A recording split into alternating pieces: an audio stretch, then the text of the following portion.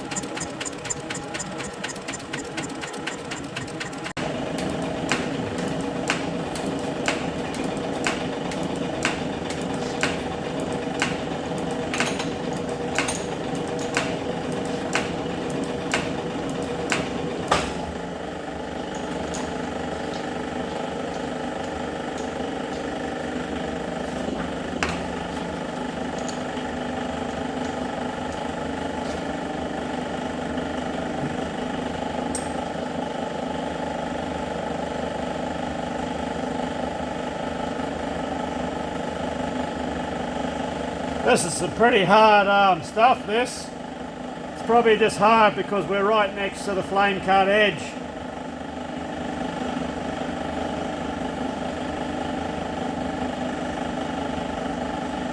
See how the tool goes. It seems to be standing up, but we've only just done a little bit, so we'll carry on.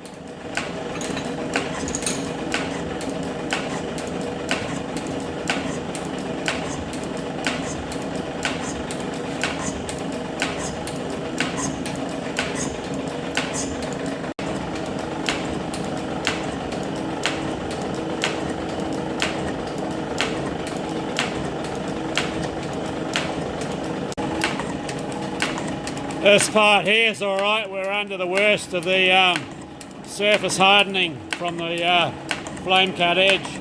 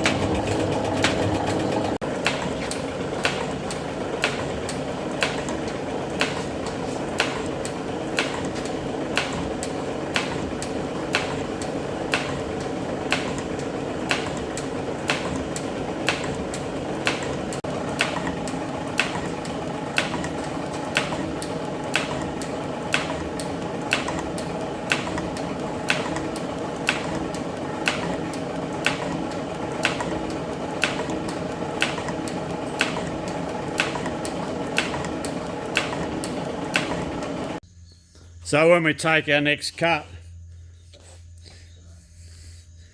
wind it down till we hit our mark.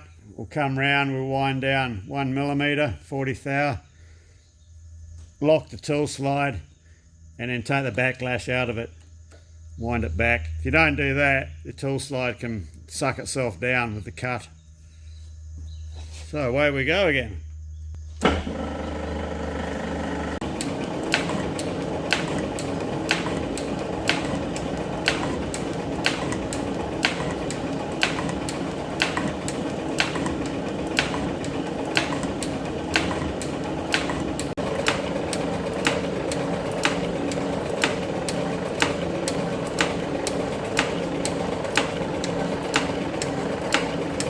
Yeah, so we're just doing a 1 millimetre 40 thou depth of cut, and the step over's approximately 0.25 millimetres, or near enough to 10 thou. So we're just trying out a couple of our new tools. So we've got this Starrett, it's a metric dial indicator. So cheers for that, Rob, much appreciated. And this Vertex, it's a copy of a No-Go, but this is the Vertex Taiwanese version, so we're just seeing how this goes. Funny enough, this the mag base, it came up on Facebook Marketplace, and thought, I'm going to buy that and see how it goes. So I got hold of the guy, and he very kindly, he recognised who I was, and very kindly donated it to me, to the channel. So cheers.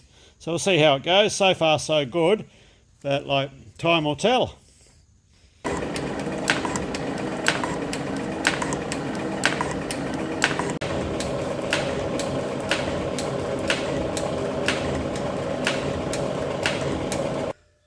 So we're down as far as we need to be in height this way. So I've marked out 20 mil either side of centre. It gives us a 40 millimetre flat there. And I think we'll tilt the table over. And we'll just see what 20 degrees looks like. And we'll cut it down to the scribe line. Then we'll tip the table the other way and do the same on the other side. I did knock the corners off with the grinder and just took a little bit of the flame cut surface off just to help things, but the hardening from the heating does go down a little bit, a couple of millimetres past the surface there. But the tool stood up all right, so we're in good shape. Right, we turn our level on. There are degree graduations in here, but they're hard to read. They still need to be cleaned up. So we've got our level on 0 degrees there.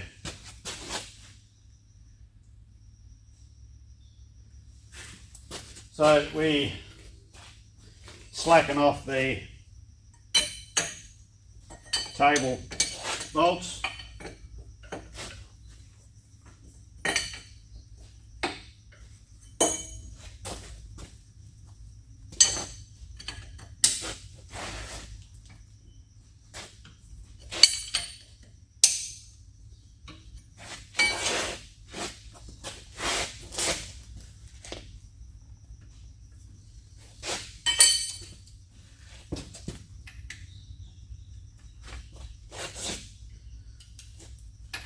Go and get a socket for this one. 5/8 British Standard Wentworth. That'll do it. On the Wentworth sockets, there's a lot of equivalents. You know, you got 15/16, which is ½ inch British Standard. There's quite a few crossover. So hopefully, roll this over.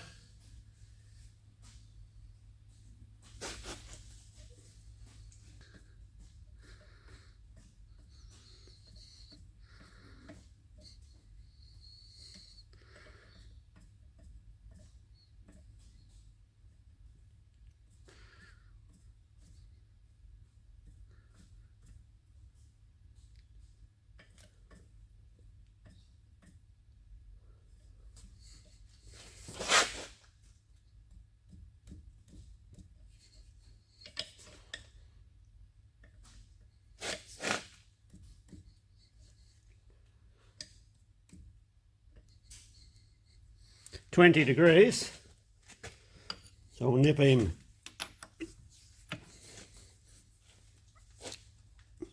back up. 20.1, that's fine.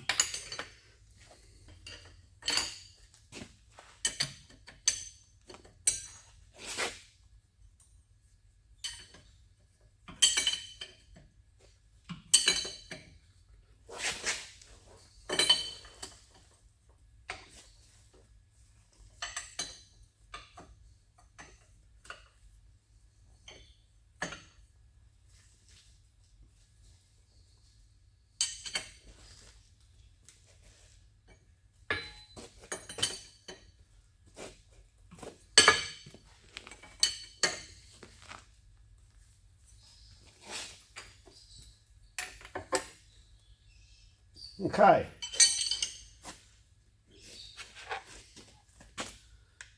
Right, we'll get a cut happening across the top and we'll see what it looks like.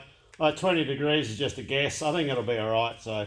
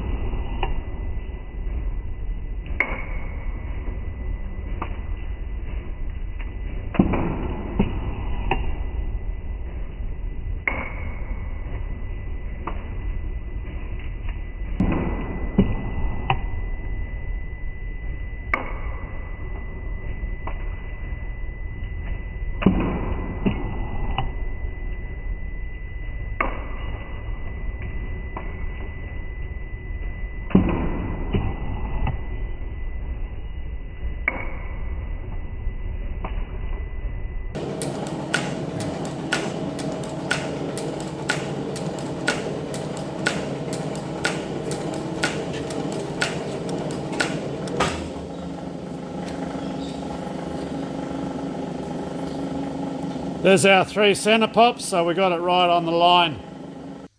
Okay, I'll roll the table around so we can do the other side, and we'll just bring you back for the last cut. It's going to be exactly the same as what we've just done here.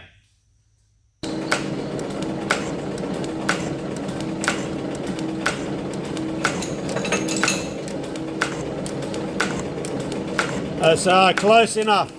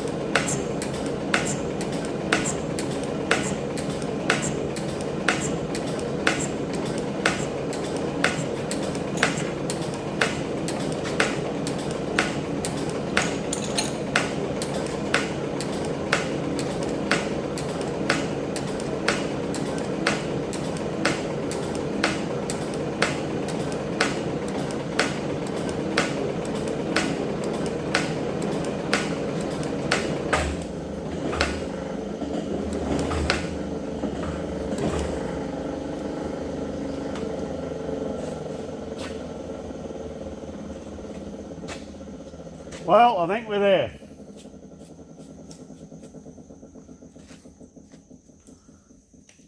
So I'll give this a bit of a file up, knock the burrs off and unbolt it, and we'll head over to the Bridgeport and see how it fits up.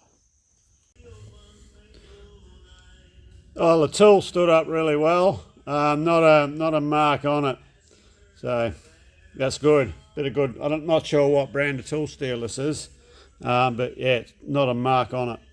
Beautiful. So as you can see, we swung the top of the Bridgeport round.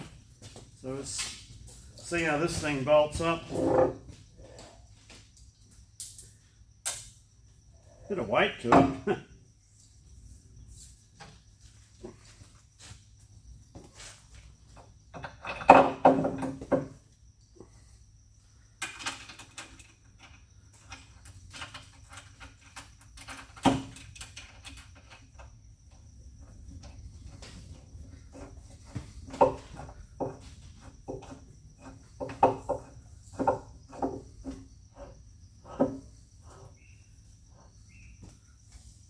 Okay, let's check our clearance.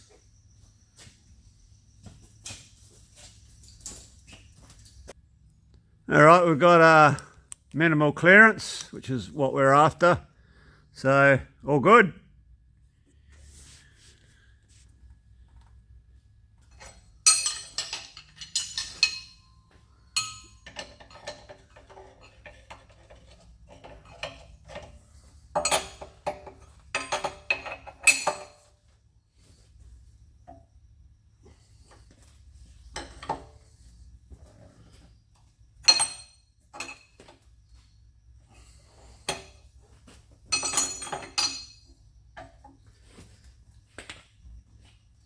Okay.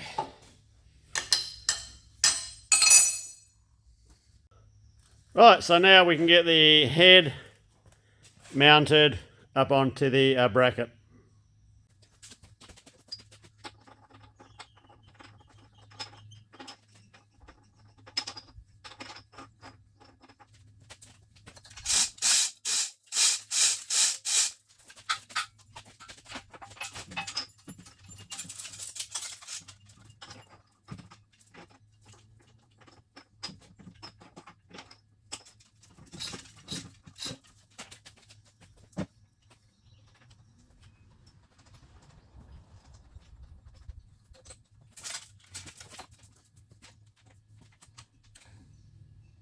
All right, get this chain out of the way.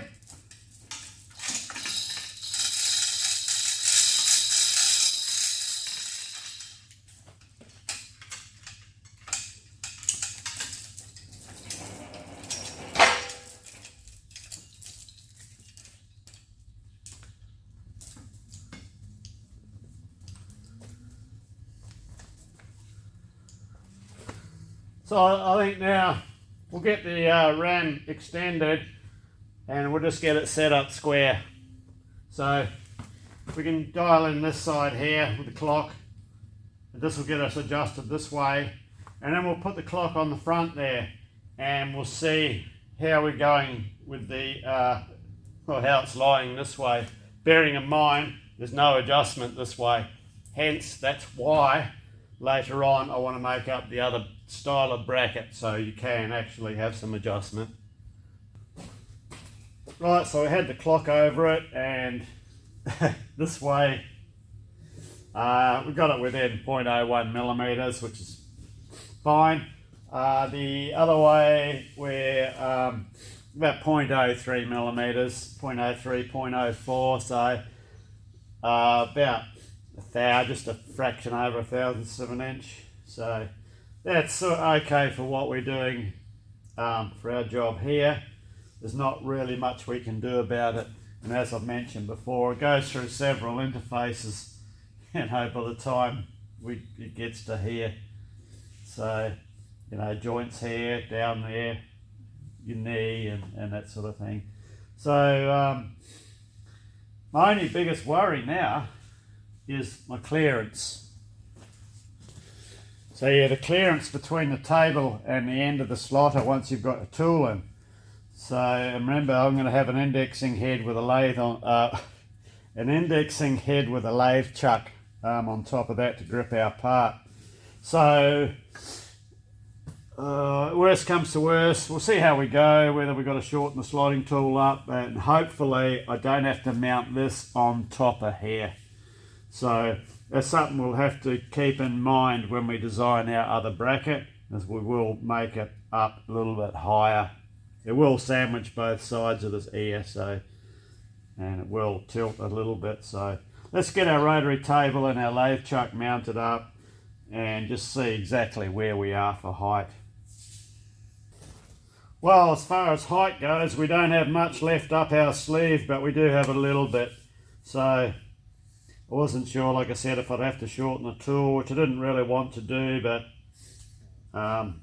it is what it is. So anyway, we've got enough height.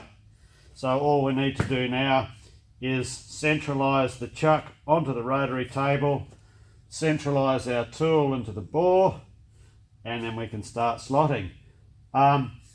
If I had have run out of height, I was looking at this bracket. Let me just swing you back up here. So I would have probably had to mount the bracket sitting on top, but I didn't really want to go that way because the force is going down. It's going to try and separate these. To me, it's a much more, well, I feel it's a much more rigid setup mounted underneath, I think.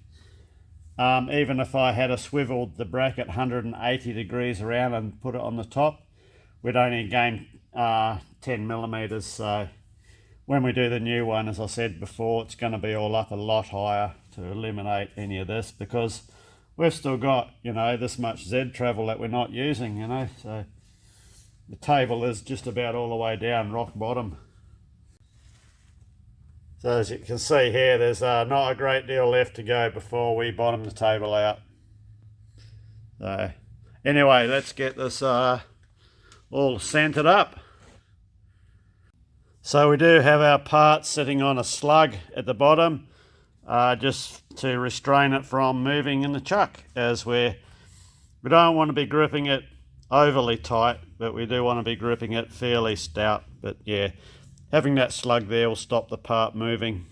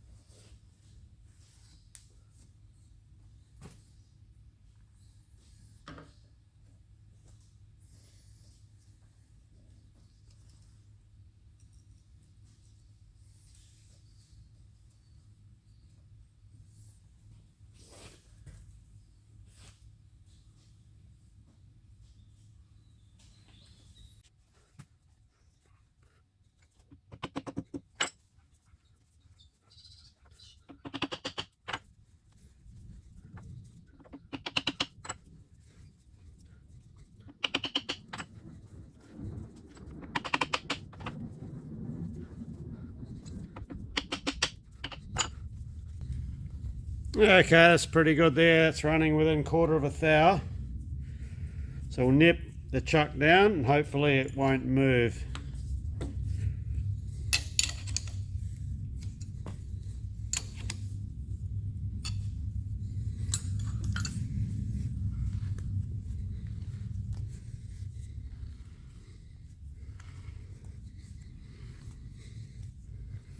It's 1/2 a thou, that's fine. My rotary table, it'll be a little bit in my rotary table, so it's probably 1/2 a thou in it there. That's where that's coming from. Okay, so tighten these. Okay. So we'll centralise our tool into our bore now.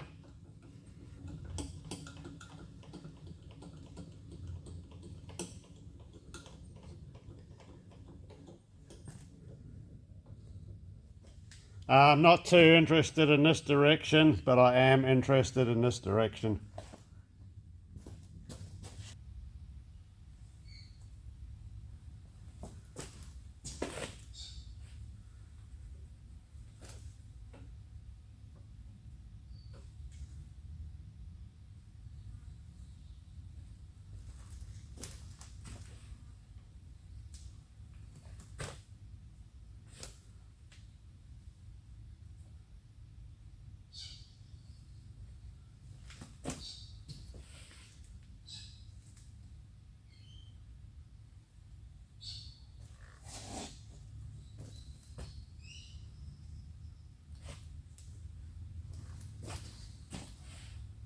Okay, we're good.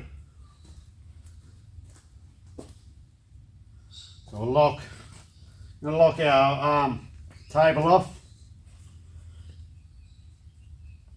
Just recheck. That's all right. So our table is now locked off. That stays there now. So all of our movements will be with the saddle in and out.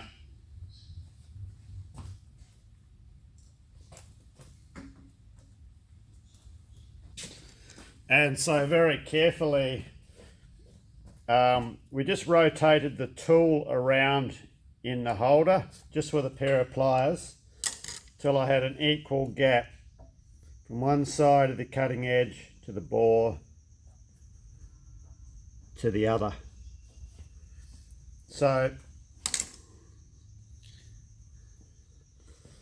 now our cutting edge is on center and our tool are centered in this direction here. So all our cuts will be taken by that way. So we're just going to wind the table up now till our tool bottoms out on the bottom of the slot, which should be right down the base of that hole there. So we have a relief groove in there, so once our tool bottoms out and we just back it off a touch, probably a millimetre, and then we know we're going to be in a good spot. So I'm just rotating the slotting head pulley by hand and slowly sneaking up the table.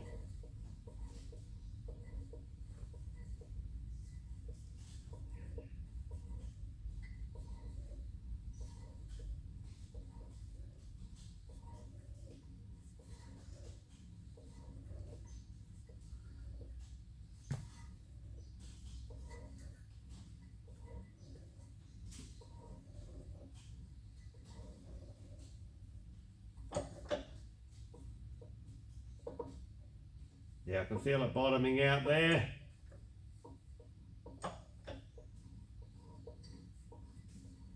We're just touching there, so zero out our table.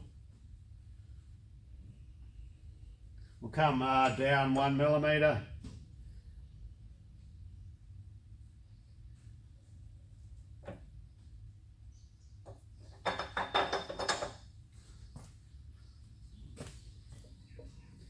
Now we know we've got good clearance.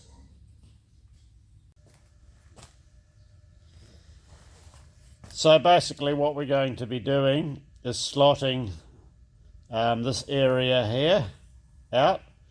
So this shaded area will remain. Now I do have a left and a right hand tool and a centrally located tool. That means the cutting edge is on center of the tool. So the left and right hand tools will be used at the finish. So this is what this represents here. So the cutting edge is offset. So one side of the cutting edge will cut directly on center and the other's just relieved away. And that will allow us to come up and cut this edge here and this edge here. So one tool for this edge, one tool for this edge, and the face of this edge will be parallel and on center. So that's what that's for. Well, I think we're ready to rock and roll here. we've got our rotary table set for our first start of the cut, and we're going to be starting on 10 degrees and then go round to 170 degrees. That leaves us 10 degrees either side of the cut for our left and right hand tool.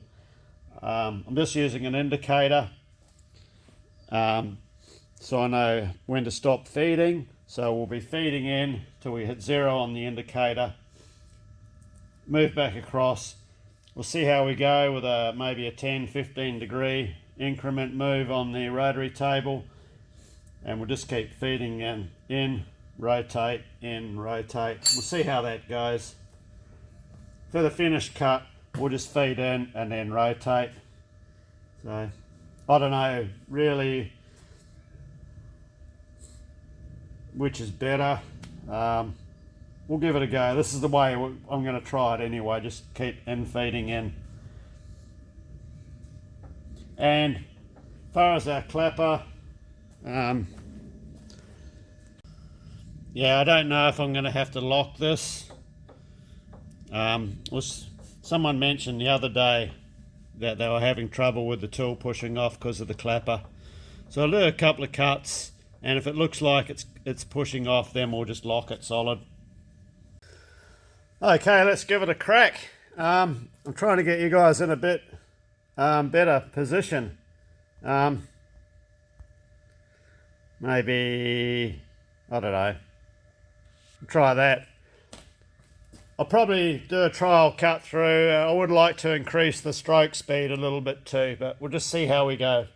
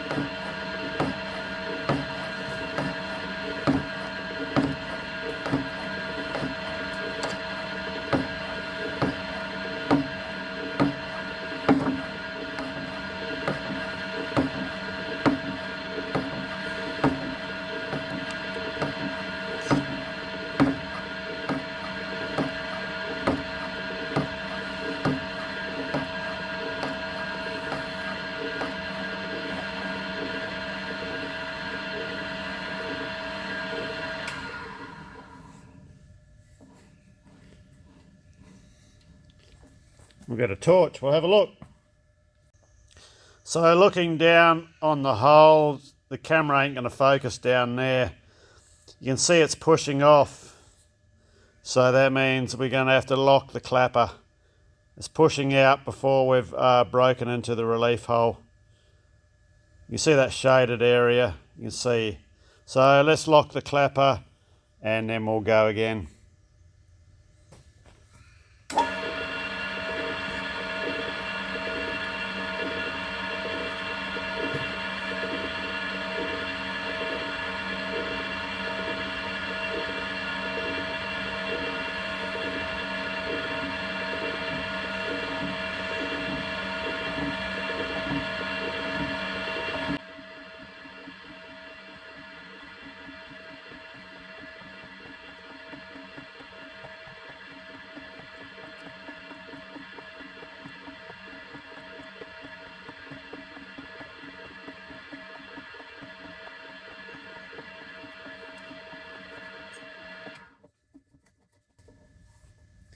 Right, let's see if we can get in and have a look at that.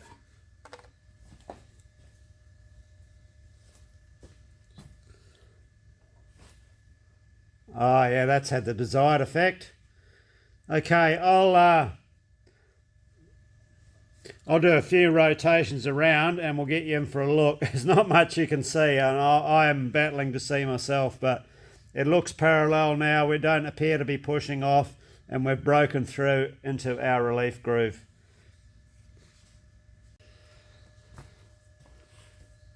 So we'll look for an appropriate amount of degrees of rotation.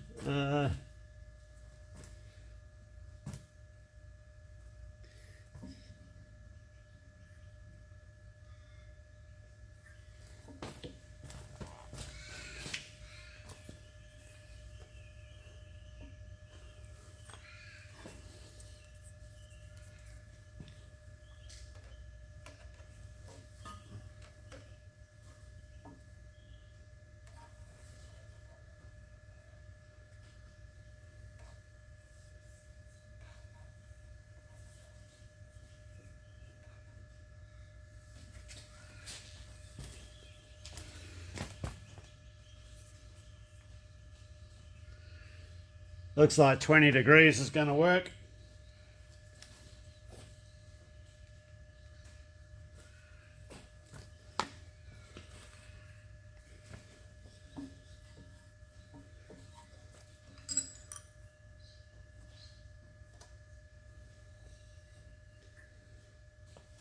Okay, we'll go again. Yeah, so that's 20 degrees on the rotating table, which is a 10-degree shift, remembering that we started at 10 degrees, and that's to keep 10 degrees up our sleeve for the clean up of the last bit. Okay, let's go again. I think I could probably speed this up a bit too. We'll keep going for now for the next couple.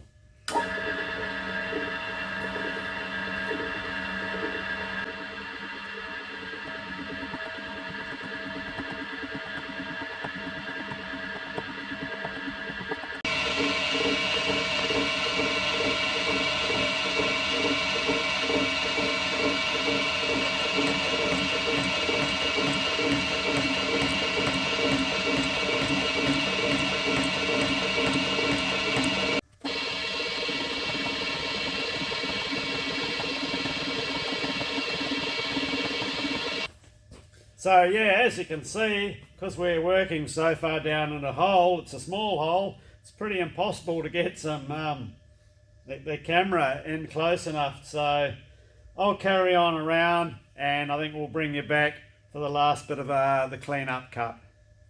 Bit unfortunate, yeah, that we didn't have something that we were slotting on the surface, and you'd be able to get some good shots, but it's the way of the world.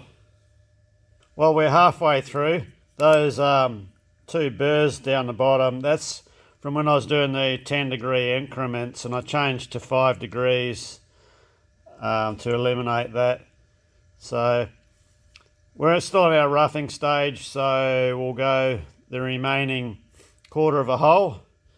What I want to try and eliminate, you can just see the light tool marks there. When I go through and do the finishing cut, I'll adjust the stroke so it ends here. You can see on the original one all the tool marks there from when they did this one. Alright, we'll keep going.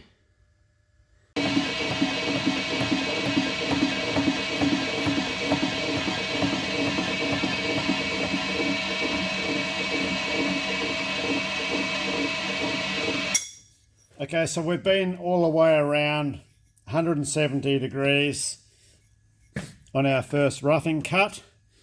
Now, we worked out that the width of the tool is approximately 10 degrees.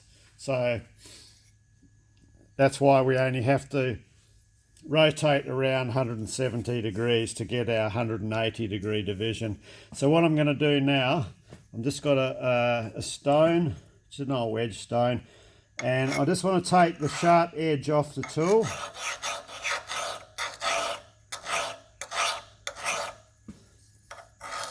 Now, it won't decrease any of the clearance as we have our back clearance here, as long as we hold the stone hard against the corner. And we just want to put a little bit of our radius on it.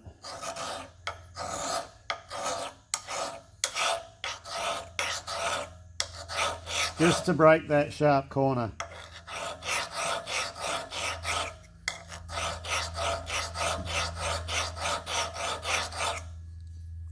Okay, that should be alright. So what I've done now is we're going to reduce the stroke right down so that we are only cutting, the start of the cut will be about 1 millimetre above the land there. And then we'll do a rotational cut, all a bit hard to got the wrong angle of the bloody dangle here. Anyway, you'll see the tool marks when we're finished. So we're just doing a short stroke. So the stroke will start here and finish down the bottom. That will eliminate all these tool marks at the top. Now we have got a couple, but they're only very light. So let's get cranking.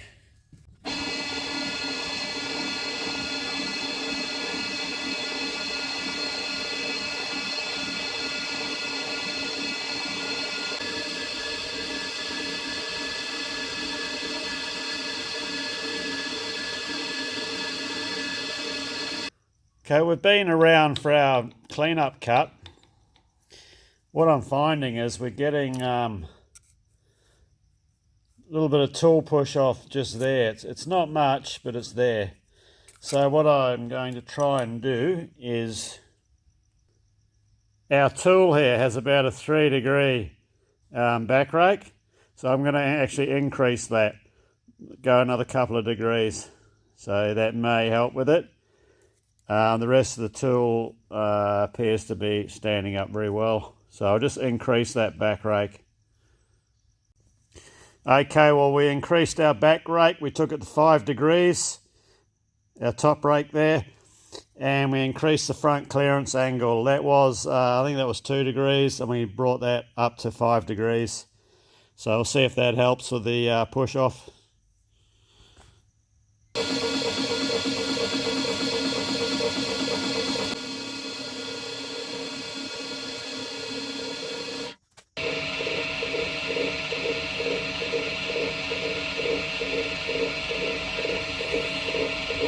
Okay, well, we got our part completed. I'm going to say not without, it wasn't a straight, really a straightforward operation. Let's see if we can get a bit of a look inside.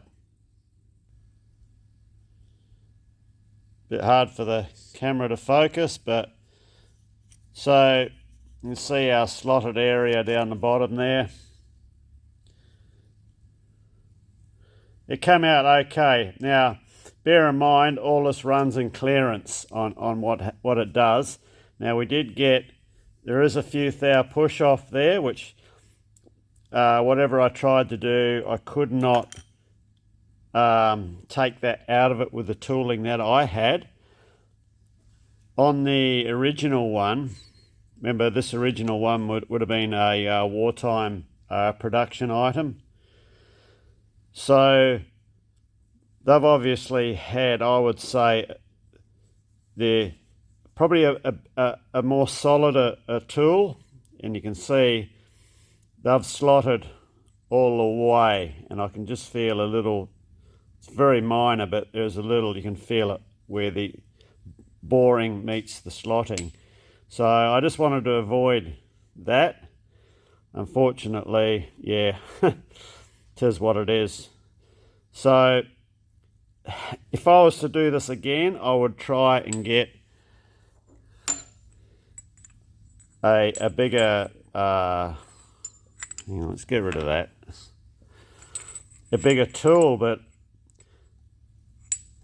you can go, I could have gone a little bit bigger and reduced the stick out of the tool here. But you've still got the problem on the other end of the tool, which is this reduced shank where it goes into the clapper box. And I could have probably shortened the tool up a bit too. So for the final grind, I ended up giving it a good hook, like that's got about a 20-degree back rake on it, just to try and eliminate some of that push off. And I actually think, because the tool has been rubbing a bit in there, it's like it's burnished it and it's made the surface a little bit harder. So I was fighting that. So if I was to go further with this, I would make another tool up, slightly bigger diameter, with a carbide, a little piece of carbide brazed in, silver soldered in, and I'd be confident we'd get it, you know, we'd take that little step out. It's probably 10 thou, you know. It, as I said, it runs in clearance. So we got there in the end. So all in all, the slotting head went very well, performed perfectly. Let's say later on we'll deal with this mount. We'll get rid of this and make a proper mount for it. Something that sits up a bit higher and will give us some adjustment in the nod direction. The clapper box, I had to screw the tension right up on the clapper box to lock it in the shut position. As remember when we were doing our roughing cuts, it was tending to open up and push the tool off. So in comments from a previous video, someone mentioned that they had the same issue with the clapper box doing that. So excuse me. Because there's not much out on these slotting heads on YouTube, and this is the first time I've ever used one. I've previously done all my slotting by hand, and I don't really do that much of it. Does anyone know what they do to overcome the rubbing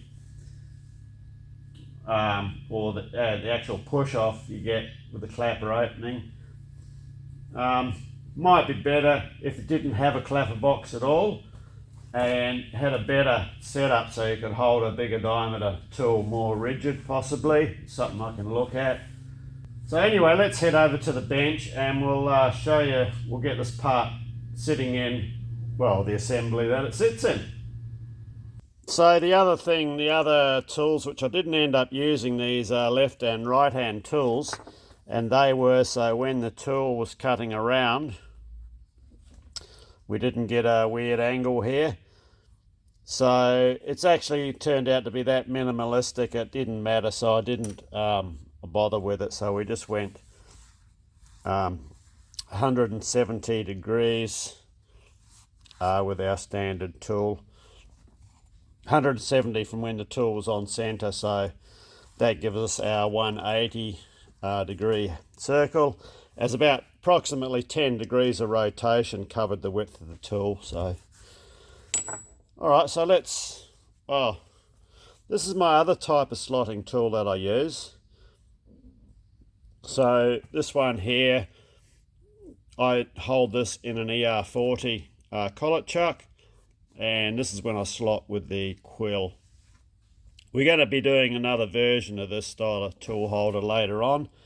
A bit of a well, I'd call it an improved version, but this was just a quickie that I knocked up back when we did that hexagon hole in the hand wheel.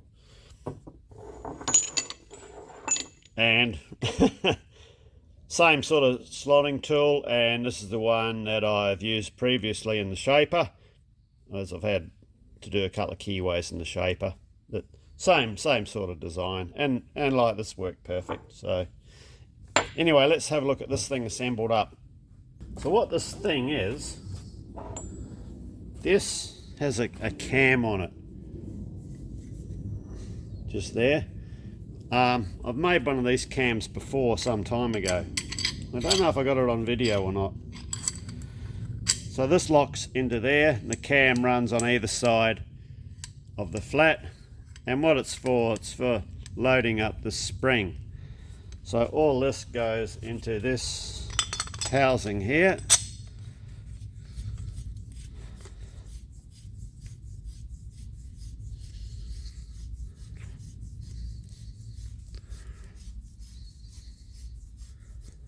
Eventually, it's a very fine thread, and it's a spring return. So it's like it's a stop, a limit stop inside, and it's also a spring return. So the spring preload can be adjusted by how tight you've got or this nut turned in, and it has a locking screw to hold it, and there must be a lever goes on there. So as for its function, what this thing actually does, I don't know. It's off still parts for the 2-pounder anti-tank gun. Likewise these bits here, which I'm just in the middle of making a couple of screws for. They sort of go in there with a bit sticking through. So these have just got to be chopped off and that's them done. So yeah, that's another one completed.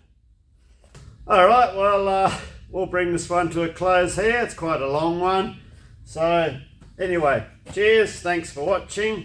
You may or may not have got something out of it. I certainly did, with regards to my, increasing my experience with slotting.